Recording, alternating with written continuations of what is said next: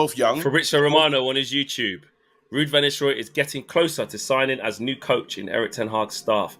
So maybe he will be a coach then. Is he going to be an assistant manager or is he going to be a coach? This matters, bro. This Why? matters because here's the thing. I'll tell you why. If he's just a coach, like an important coach, no problem.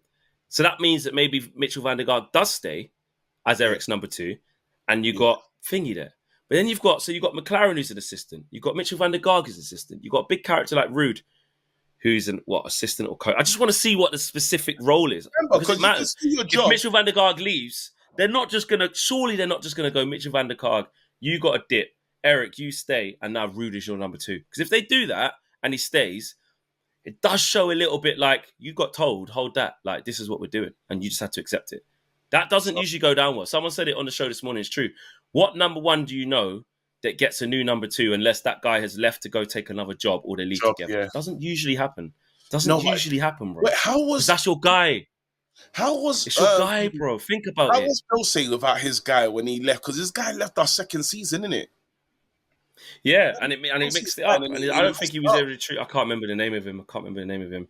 But Jose's guy come back to him when he went. Jose usually has his guys. That's what I'm saying. Pochettino has your group. You have your guys. They have people have their guys, innit?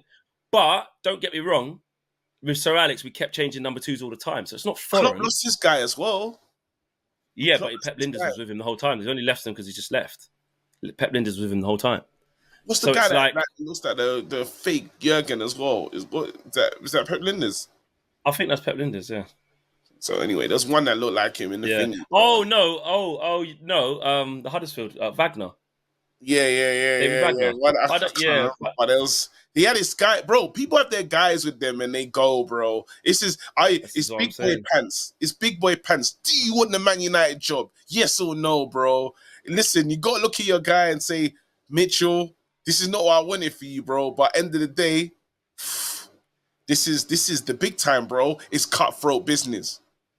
Do you know what I mean? It's just going to be interesting to see the dynamic, though. I just want to know. I want to know the details. I agree. I want him. Listen, I've already said on the shows, on tour, I'm going to be fanboying. I can't believe I'm going to be like, oh my god. What? I'm bringing the Vodafone shirt, bro, and say, hey, big sense, bro. 100%. Rude. What are you saying, bro, about this Van Nistelrooy thing now? The floor is yours, because I haven't had a chance to catch up with you. Like, Rude. Because some people are saying, yeah, but that's undermining Eric. You think that's kind of crazy that Mitchell van der Gaard is not going to be the assistant? Then that's going to be Rude. What's going on here? I mean, that don't sound right. How do you feel? Is it undermining Eric or is it a good move? No, I don't think it's... Listen, it's a legend, innit? It's one of my... when he left the club, I was devastated. This one hurt me, probably the most, really, out of the signings. Probably hurt me a little more than Beckham, actually, and I didn't think it would. But Ruud Van Nistelrooy is just a special player. Like, I love that striker. So him being linked with a move back to the club is special. Now it does make. Is it right though? Is it right? Of course, it's right. Do you think it could work? Of course, it can work. But the little part of me is like, are Man United trying to be clever? Are Man United having that thought of, if this doesn't work, that's our new manager. Because it's romantic. Do you think they are? I can't tell you they're not. Yeah. I can't tell you they're not. I think that's the right answer. You can't say they're not. Because it works both ways. While they've told us, look, they've said that the search for a new manager, we know that breakdown thing. What they say, the review. Why they review... Listen, in that review, you lot got to the financials with Tuchel, yeah? So while I'm okay, you're saying you're going to stay in this relationship, but you saw a lot of things that made you almost have a divorce. You know what I mean? There was enough for you lot to, on the lines of, they could stamp the paper, divorce is gone through, everything's finished. We was that close. So past couples counseling, past all of this stuff before divorce. It was final stages, was mate. At this, yeah. So if you're in that situation, you can go back into your house and say, you know, we're going to work this out. But then is there, just in case, allowances that you're giving yourself, and having a Ruud Van Nistelrooy in post because it fits again their strategy. Young manager, plays the right way, links to the club, all of the things that it's romantic enough for all of us fans. All of us fans. If you don't want to be another Ollie. If you said, if you said Thing is our new manager, interim. He's only had one season managing, 1 year at PSV he's done. I know, That's but if you said Thing is interim manager, no, then it will literally be Arteta. Do you know what I mean? It will literally be the whole that process. No one's gonna say like in mid-season, no one's gonna get mad say at no to that. No, no one is. So it's an insurance. So it's like an insurance policy both ways. If this works, that's contingency. Have Ruud about the place, assistant manager, forward thinking. Eric's adapting. They can both work as a team. Great, it could work. Of course they can. Then if it doesn't, and Eric has to leave, Ruud. I've got Ruud in. I got Ruud. Can you take over for 5 games, please? And I'll see what happens. 5 games, please. All of a sudden, start playing wicked football. You know us, because we're just... All right, then. So let me ask you this, then. Let me ask you this. How do you think, because we don't know the details of this yet. We don't know we don't even know if obviously it looks like it's going to happen, but we don't know yet, right? Say it happens. How do you think Eric was with this? Do you feel like he would be more like Ineos came in and said, right, well, we want to bring in this guy. What do you think of him? Or tell us who you like. Because basically they're saying that if it goes this way, that Mitchell van der Gaag is your partner, that we're not having. It's like going into X Factor as a duo, and Simon puts his hand up and says, "Stop the music! Stop the music! Could you?